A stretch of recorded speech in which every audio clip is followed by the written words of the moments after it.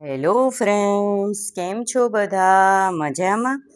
આજે હું લઈને આવી છું નવા જ આકારમાં આપણે પાત્રાના પાન બનાવશું એની રેસીપી. એટલે કે પાત્રાના આપણે જે ઢોકળા બનાવીએ છીએ એને આપણે નવા જ આકારમાં બનાવશું એની રેસીપી. ચાલો આપણે બનાવીએ પાત્રાના પાનની નવી રેસીપી. એના માટે થઈને આપણે નાના નાના અને કૂણા પાન આવે છે ને પાત્રાના, એ જ લેવાના, જેથી આપણી ડીશમાં જે વ્યવસ્થિત રીતે સેટ થઈ શકે એના માટે થઈને. તો આવા નાના નાના પાન લેવાના છે પાત્રાના. એની પહેલાં આપણે છે સરસ રીતે નસો કાઢી લઈશું. આમ તો કૂણા પાનમાં નસો ઓછી હોય એટલે વાંધો ન આવે, પણ વચ્ચેની નસ છે એ થોડીક જાડી હોય એટલે એને પહેલાં આપણે વ્યવસ્થિત રીતે કાઢી લઈશું આવી રીતના કરીને. આવી રીતના આપણે બધા જ પાનની નસો છે એ કાઢી લઈશું અને પહેલાં પાત્રાને તૈયાર કરી લઈશું આપણે. બસ આવી રીતના બધા જ પાનની નસો આપણે કાઢી લઈશું. હું 8થી 10 પાન લઉં છું, તમને જેટલી ઈચ્છા હોય એ પ્રમાણે લઈ શકાય. અને પછી આવી રીતના નસો હોય એની ઉપર આપણે વેલણ ફેરવી દઈએ એટલે એ કૂણી પડી જાય. આવી રીતના બધા જ પાન ઉપર વેલણ ફેરવી દેવાનું અને પછી એની નસો કૂણી પડી જશે. પછી આપણે હવે આગળ પ્રોસેસ કરીશું. એના માટે થઈને મેં એક બાઉલમાં પાણી લીધું છે અને એની અંદર થોડુંક મીઠું અને લીંબુનો રસ નાખ્યો છે.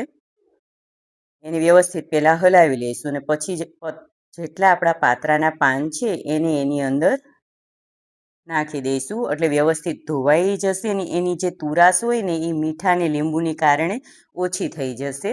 એટલે આવી રીતના બધા જ પાનને આપણે પલાળી દઈશું. 10-15 મિનિટ માટે એને પલાળી દેવાના આવી રીતના બધા જ પાનને, એટલે સરસ એની તુરાશ નીકળી જશે અને એનું જે અંદર ગંદકી હોય એ પણ સાફ થઈ જશે.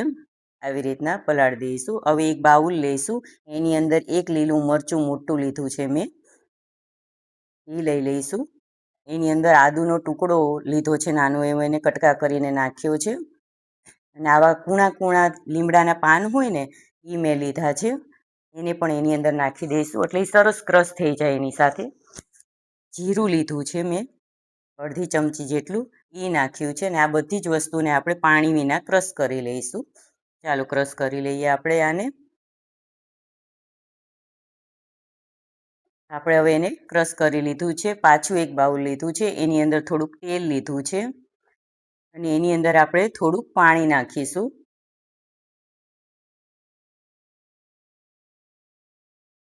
અને એને પણ આપણે વ્યવસ્થિત રીતે મિક્સ કરી લઈશું મિક્સચરમાં, જેથી તેલ ને પાણી સરસ મિક્સ થઈ જાય. આપણે ગાંઠિયામાં ઘણી વખત આવી રીતના કરતા હોય છે, એવી રીતના આપણે આ પાત્રાના પાનમાં કરીશું અને એને હવે વ્યવસ્થિત મિક્સ કરી લઈશું. જો આવી રીતના સરસ મિક્સ થઈ જશે, જેના કારણે આપણે જ્યારે પણ પાત્રાના પાન બનાવશું ને ત્યારે જે મીઠા સોડા હોય કે ઈનોની જરૂર નહીં પડે. પણ આને નથી ફાવતા મીઠા સોડા અને ઈનો, તો વગર ઈનોએ કે વગર સોડાએ બની શકે. એના માટે થઈને આપણે તેલ ને પાણી મિક્સ કર્યા છે.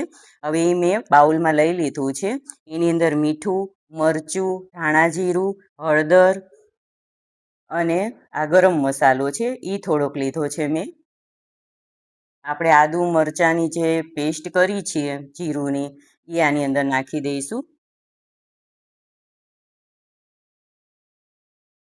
અને એની સાથે આપણે થોડાક તલ મિક્સ કરી દઈશું. અને આ મેં અજમો લીધો છે, જેથી આ ચણાનો લોટ છે આપણે પચવામાં હલકો રહે, એટલે અજમા લીધા છે. એને મસળીને નાખવાના, તેથી એની જે સુગંધ હોય છે એ નીકળે એમાંથી, એટલા માટે થઈને.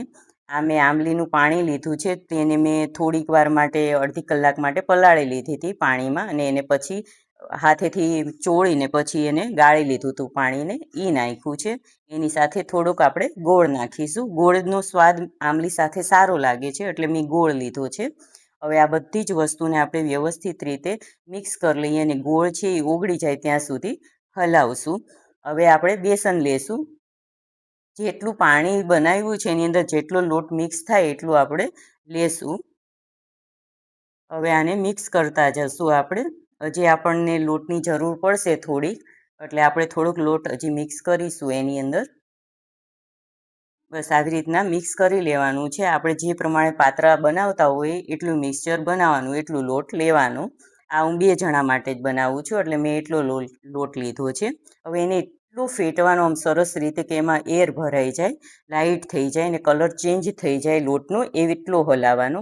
જો આપણે પહેલાં સેજ ડાર્ક લાગતો હતો લોટ, હવે સેજ લાઇટ લાગવા માંડ્યો છે, એમાં શાઇનિંગ આવી ગઈ છે એક જાતની. જો આટલો આપણે ફેટવાનો છે એને.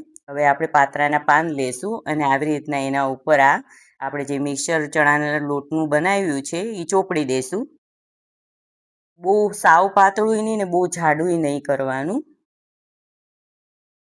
બસ આવી રીતના બધે જ આપણે એ બધે જ ફેલાઈ દઈશું કે કોર બાકી ન રહે એવી રીતના લગાડી દઈશું એને. એની ઉપર બીજું પાન મૂકશું. આવી રીતના સ્ટેપ બાય સ્ટેપ આપણે બધા જ પાન ઉપર છે આપણે આ ચણાનો લોટ બનાવ્યો છે એ પાથરી દઈશું આવી રીતના. પછી ઘણી વખત પાન તૂટી ગયા હોય તો વચ્ચે વચ્ચે એને ગોઠવી દેવાના પાનોની વચમાં એ કટકાવને, એટલે યુઝ થઈ જાય એ પાનનો. બસ આવી રીતના આપણે બધા જ પાન છે, મેં 8 થી 10 પાન આવી રીતના યુઝ કર્યા છે સ્ટેપ બાય સ્ટેપ એની ઉપર ચોપડીને. આવી રીતના બધા જ પાનને લઈને આપણે ચોપડી દઈશું. કૂણા કૂણાને નાના નાના પાન હશે એટલે સેજ આમ સાવચેતીથી રાખવાનું, નકર ફાટી પણ જાય, આ પાન તૂટી પણ જાય છે. એટલે આવી રીતના મેં બધા જ પાન ઉપર ચણાનો લોટ લગાડી દીધો છે. નાનું પાન હોય તો એને વચ્ચે મૂકતા જવાનું. એક સરખા જ બધામાં એક સરખો જ લોટ આમ ચોટે અને આમ ઇવન થાય એવી રીતના જ કરવાનું છે આને. આ પાત્રાના પાનનો આકાર થોડોક અલગ હોય છે એટલે મજા આવે આપણને, કંઈક અલગ મળે છે રેગ્યુલર કરતાં. છેલ્લું પાન છે એ મેં થોડુંક સીધું રાખ્યું છે. એની ઉપર પણ આપણે ચણાનો લોટ લગાડી દઈશું.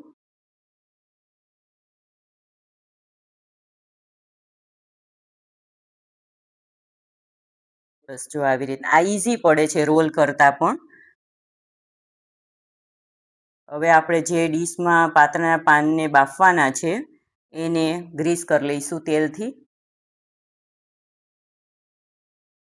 બસ આવી રીતના બધી કોર ઉપર કદાચ પાત્રાના પાન જાય તો ચોટે નહીં, એના માટે થઈને આપણે બધી જ બાજુથી એને સરસ રીતે ગ્રીસ કરી લઈશું. અને આપણે જે પાત્રાના પાનને આવી રીતના ચણાનો લોટ નાખીને તૈયાર કર્યા છે એને આવી રીતના ડીશમાં મૂકી દઈશું.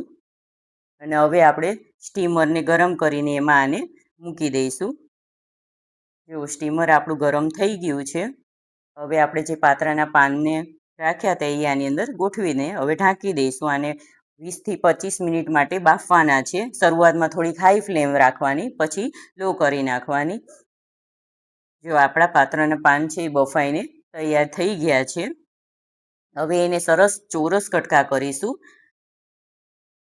પેલા વચ્ચેથી કાપી લઈશું ને જેવડા કટકા જોઈતા હોય એવડા કરીશું. નાના નાના કરવા હોય તો નાના નાના, મેં મીડિયમ કર્યા છે. બસ જો આવી રીતના આપણે પહેલાં લાંબા લાંબા કાપા પાડી દઈશું. જેને રોલ વાળતા નથી આવડતા, તકલીફ થાય છે, રોલ હરખા નથી વળતા, એના માટે તો બહુ આ ઇઝી પડશે. જો આવી રીતના આપણે પહેલાં લાંબા લાંબા કટકા કરી લઈશું. જો સરસ મજાના એમાં આપણને લેયર્સ પણ દેખાય છે. હવે આને આપણે ચોરસ કટકા કરી લઈશું બધા જના. અને કંઈક અલગ લાગશે, બાળકોને મોટાઓને બધાને અલગ લાગશે. જો આવી રીતના આપણે સરસ કટકા કરી લીધા છે ચોરસ એના. આવી રીતના બધા જ કટકા કરી લઈશું.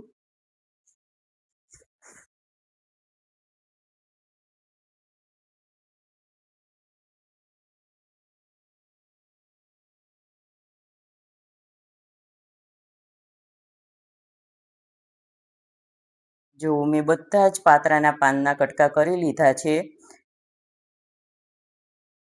સરસ મજાના કટકા થઈ ગયા છે. જુઓ સરસ લેયર્સ પણ દેખાય છે આપણને. એક અલગ બનાવીએ તો આપણને કરવાની મજા આવશે આવી રીતના નવું નવું. જુઓ બધા સરસ રીતે અંદર સુધી બફાઈ ગયા છે. હવે આગળની પ્રોસેસ કરીશું. શું જોઈશે એના માટે થઈને તે મેં એક વાટકી લીધી છે, એની અંદર 2 ચમચી ખાંડ નાખી છે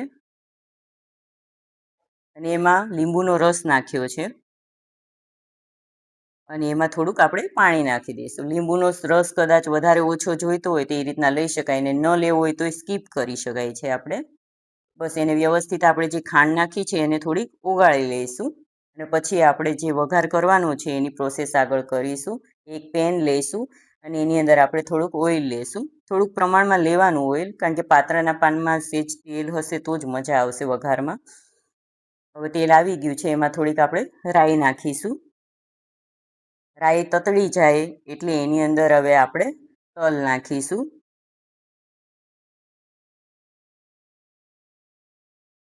જો સરસ રાઈ તતડવા માંડી છે.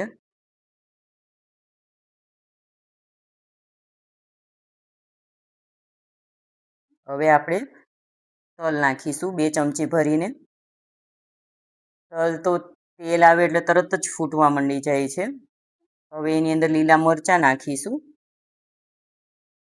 અને લીમડો નાખીશું.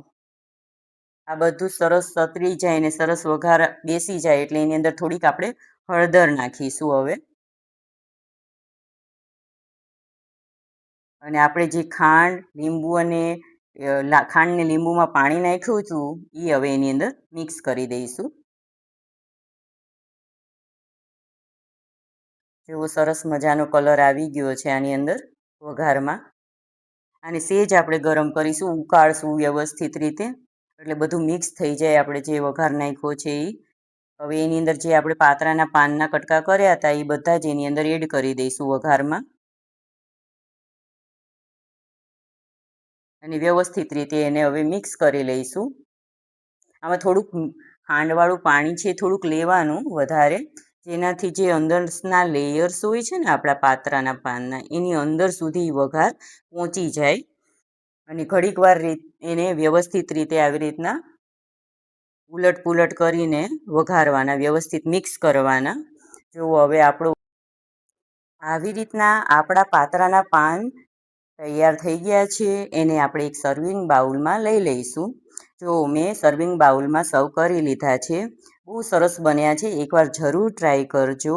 જો તમે મારી ચેનલમાં નવા હોય તો મારી ચેનલને સબસ્ક્રાઈબ કરજો અને વધુને વધુ મારી રેસીપીને શેર કરજો. આવજો બધા.